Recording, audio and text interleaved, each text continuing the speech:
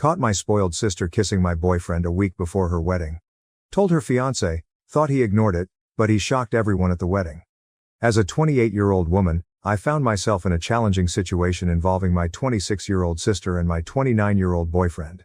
My sister's wedding was fast approaching, and I began to notice that her behavior around my boyfriend was becoming increasingly peculiar. Initially, it wasn't anything overt, just small, subtle actions that left me feeling uneasy. It began with seemingly innocent comments where my sister would often say things like, "Wow, you're so funny," in response to my boyfriend's jokes, even when they were not particularly amusing. She laughed a bit too enthusiastically at everything he said. At first I tried to dismiss it, thinking that perhaps she was just being overly friendly due to the excitement surrounding the upcoming wedding. However, as time passed, I began to notice more troubling signs. She started to find excuses to touch him casually, like placing a hand on his arm during a conversation or lightly bumping into him as she walked past. These gestures were subtle yet unmistakable. I also observed her eyes lingering on him a bit too long when he wasn't looking, which made my stomach churn with discomfort. One evening, after we returned home from a family dinner where my sister had been particularly flirtatious, I decided to talk to my boyfriend about it. I turned to him and asked, "Did you notice how Sarah was behaving tonight?" He looked at me with confusion and replied, "What do you mean?" I then explained the behaviors I had observed, the excessive laughing, the unnecessary touching and the lingering glances.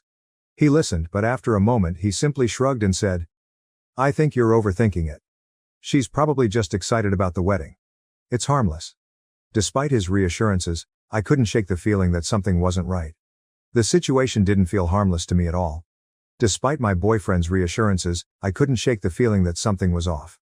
So I decided to keep a closer eye on things, hoping that I was just overreacting and that my suspicions were unfounded.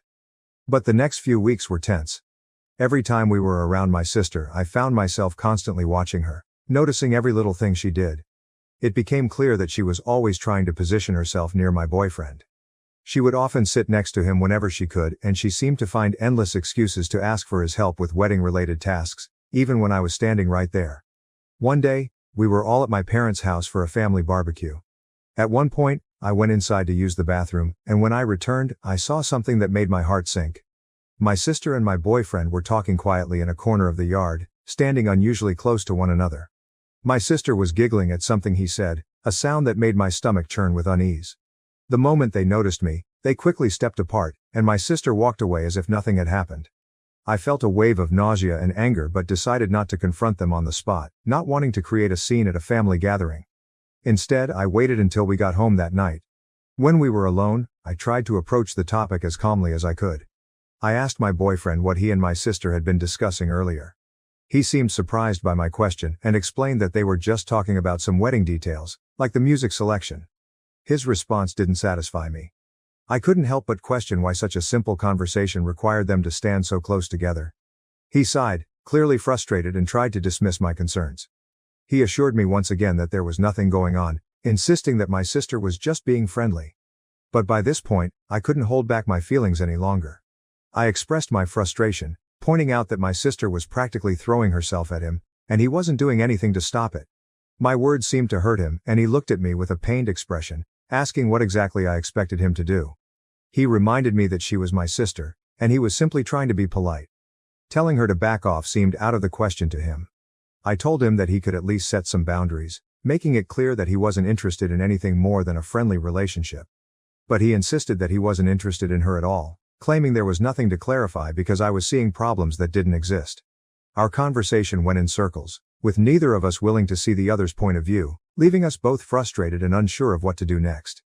After arguing for a while without any resolution, it became clear that our conversation was going nowhere. My boyfriend kept insisting that I was just imagining things, and no matter how hard I tried, I couldn't get him to see what was so painfully obvious to me. In the end, we both went to bed feeling angry and frustrated with the issue still unresolved. The following day, I realized that I needed to confront my sister directly. It was clear that avoiding the issue was only making things worse. So I decided to call her and ask if we could meet up for coffee. She readily agreed, her voice cheerful and seemingly unaware of my growing concerns. We arranged to meet at a small cafe near her apartment. When we met, I was nervous, my hands trembling slightly as I stirred my coffee. My sister, on the other hand, was in high spirits, chatting enthusiastically about her wedding plans. She seemed completely oblivious to my discomfort, which only made the situation more difficult for me. After a few minutes of listening to her talk, I realized I couldn't hold it in any longer. I interrupted her mid-sentence, my voice betraying the seriousness of what I was about to say. I told her that we needed to discuss something important. My sister, caught off guard by the sudden shift in tone, looked at me with surprise and asked what was wrong. Taking a deep breath to steady myself, I began to explain. I told her that I had noticed how she had been behaving around Tom, my boyfriend, and that it was making me uncomfortable. I mentioned the flirting, the casual touches, and the lingering looks, things that had been bothering me for some time. I emphasized that her behavior needed to stop. As I spoke, I watched her face transform through a range of emotions. At first, there was surprise, then confusion, and finally, anger. She demanded to know what I was talking about, vehemently denying that she had been flirting with Tom at all. I refused to back down, insisting that she had been doing exactly that, whether she realized it or not. I explained that her actions were not only inappropriate but were also causing me a great deal of distress. She responded with a laugh, though it was far from a genuine one. She told me I was being ridiculous, dismissing my concerns by saying that Tom was practically family and that she was just being friendly. However, her words did little to ease the tension between us, and I could tell that this conversation had struck a nerve. As I sat there, it became clear that this was not going to be an easy issue to resolve, and the rift between us was likely only going to deepen. I couldn't hold back any longer and expressed my frustrations, pointing out that it was more than just friendliness. I explained that she was constantly finding excuses to be near my boyfriend, to touch him, and to laugh at all his jokes, even the ones that weren't particularly funny. To me, it was clear what she was doing, and it was making me increasingly uncomfortable. As I spoke, I could see her face turn red with anger and disbelief. She was clearly shocked by my accusations, especially since they came so close to her wedding. She responded with a sharp retort, questioning my confidence and suggesting that I must be deeply insecure to accuse her of such behavior. Her words stung, but I knew I had to stand my ground.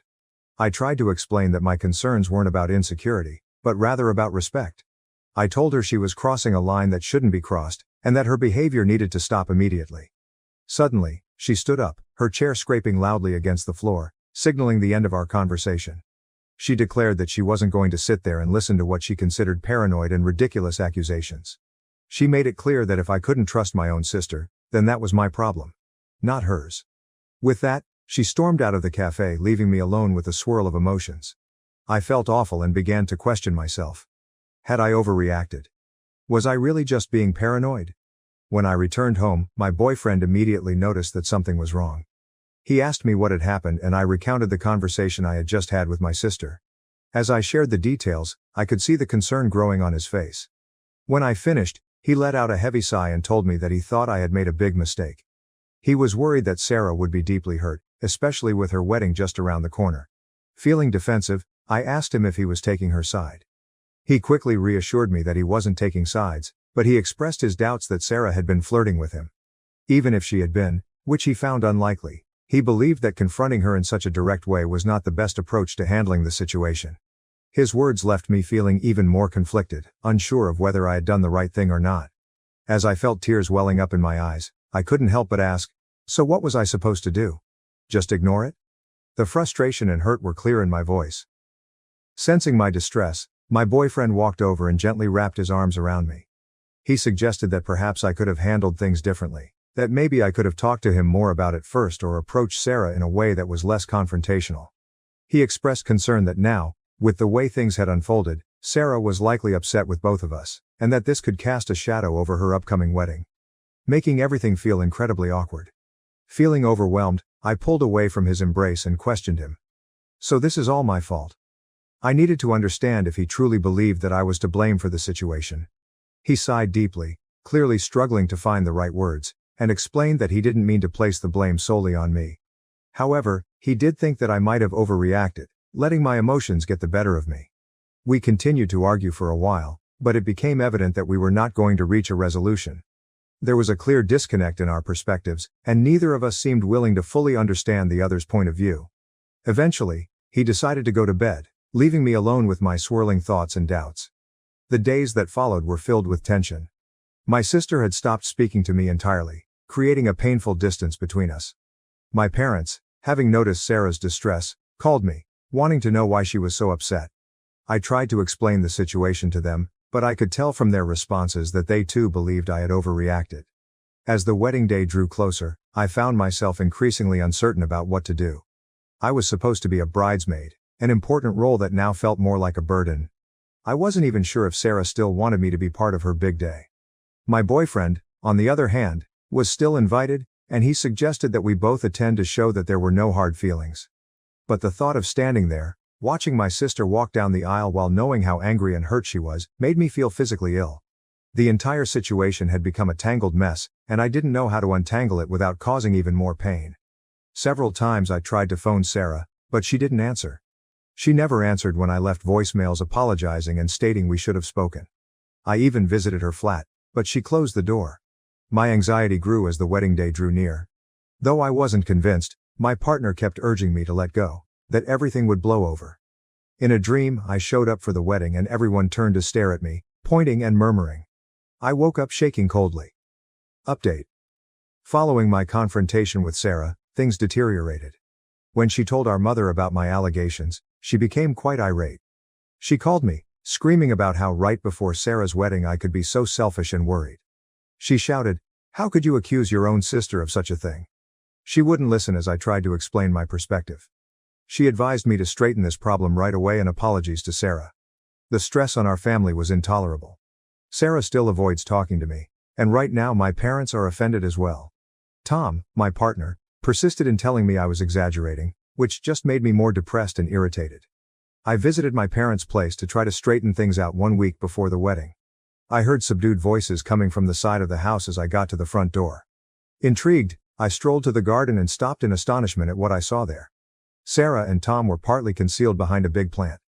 Locked in a passionate hug, they kissed firmly. Sarah's legs were wrapped around Tom's waist, his hand was beneath her top. They were completely absorbed in one another that they failed to even see me standing there. I thought I had been given a stomach punch. All the air left my lungs and for a minute I was unable to move or talk. As the reality of what I was witnessing began to sink in, a powerful wave of anger and betrayal surged through me. My emotions overtook me and I found myself screaming, "What the hell is this?" My voice trembled, thick with the intensity of what I was feeling. The reaction from both of them was immediate. My sister and my boyfriend jumped in shock, their guilty expressions betraying them completely. Sarah's face drained of color, turning pale as she realized she had been caught, while Tom fumbled to find the right words, stammering, "It's not what it looks like." But it was exactly what it looked like, confirming every fear and suspicion that had been gnawing at me. Tears began streaming down my face as I choked out, "How could you? My own sister and my boyfriend." The pain in my voice was unmistakable. Sarah too began to cry, her voice quivering with regret as she tried to apologize. "I'm so sorry," she sobbed, struggling to explain. "We didn't mean for this to happen." But I couldn't stand to hear any of their excuses. The betrayal was too deep, too raw. Without another word, I turned and fled, running back to my car. Their desperate calls for me to return fell on deaf ears as I drove away, my mind spinning with disbelief and hurt. As I sped away, my phone began to ring repeatedly, first Tom, then Sarah, and finally my mom. I couldn't bring myself to answer any of them. The pain was too fresh, too overwhelming. When I finally arrived home, I felt numb. I immediately packed a bag with some clothes and the essentials I would need for a few days. I couldn't stay here, not after what had just happened. I sent Tom a final text message, simply stating, "We're done, don't try to contact me again." Then I turned off my phone, cutting off any further communication, and left. Now I'm writing this from a hotel room in a nearby city, unsure of what my next steps should be. With the wedding just a few days away, I know there is no way I can attend. My relationship is shattered and the bond I once shared with my sister may be irreparably damaged by this betrayal. It feels as though my entire world has been turned upside down. Everyone made me feel like I was crazy for suspecting something was wrong, but in the end I was right all along. The pain of that realization is almost too much to bear, and I find myself questioning how I will ever be able to trust anyone again after this. So Reddit, any advice on how to move forward from here would be appreciated. Update. After the devastating shock of discovering my sister Sarah with my now ex-boyfriend Tom, I spent several days in a fog, struggling to process what had happened. My phone was constantly buzzing with messages and missed calls from both of them, as well as from my parents, but I just couldn't bring myself to respond. I was too overwhelmed, too hurt. Eventually though, I came to see that Mark, Sarah's fiancé, was one person who definitely needed to know the truth. With a heavy heart, I made the difficult decision to call him. When Mark answered, I could hear the confusion in his voice. He asked what was going on, mentioning that Sarah had been in a terrible state, saying that I had disappeared and wasn't responding to anyone. Taking a deep breath, I began to explain everything to him. I told him about the suspicions I had initially had, how everyone, including Tom and Sarah, had brushed off my concerns, and then I described in detail the scene I had witnessed in my parents' garden. Mark listened quietly, not interrupting, only occasionally making a small noise to let me know he was still there, absorbing everything I was saying. When I finally finished, there was a long, heavy silence on the other end of the line. Then, in a controlled, measured voice, Mark simply thanked me for telling him, adding that he needed some time to process this information. With that, he ended the call. Afterwards, I sat there, staring blankly at my phone, wondering what Mark would do now that he knew the truth. As the wedding day approached, I heard nothing further from him or from the rest of my family. Sarah had ceased trying to contact me, and I began to suspect that she had somehow managed to convince Mark to forgive her. The thought that she might actually escape the consequences of her actions, that she could go on to have her fairy tale wedding while my life was in shambles, made me feel physically ill. I realized that there was no way I could attend the wedding. The idea of watching Sarah walk down the aisle, knowing what she had done, was too much to bear. Instead, I decided to spend that day alone, focusing on how to rebuild my life in the wake of such profound betrayal. On the evening of the wedding, I received an unexpected call from my cousin, Emma. There was an unmistakable tone of excitement and urgency in her hushed voice as she said, "Oh my God, you won't believe what just happened."